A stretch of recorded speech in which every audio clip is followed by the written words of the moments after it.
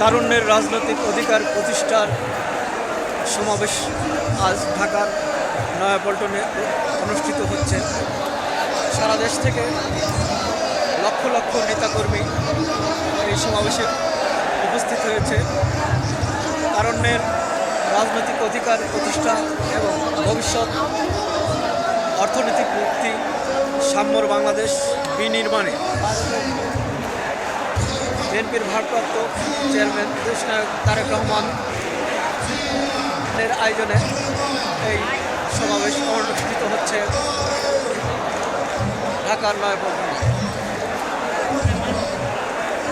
এই সমাবেশটির আয়োজন করেছে জাতীয়তাবাদী যুবদল কেন্দ্রীয় সংসদ, জাতীয়তাবাদী স্বেচ্ছাসেবক দল কেন্দ্রীয় সংসদ এবং জাতীয়তাবাদী ছাত্রদল কেন্দ্রীয় সংসদ।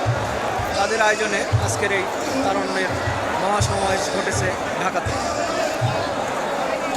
রাজনৈতিক অধিকার প্রতিষ্ঠার এই সমাবেশটি সকাল থেকে শুরু করে বিকেল পর্যন্ত চলছে। মাঝে মধ্যে হালকা এবং ভারী বৃষ্টির মধ্যেও নেতাকর্মীরা রাজপথে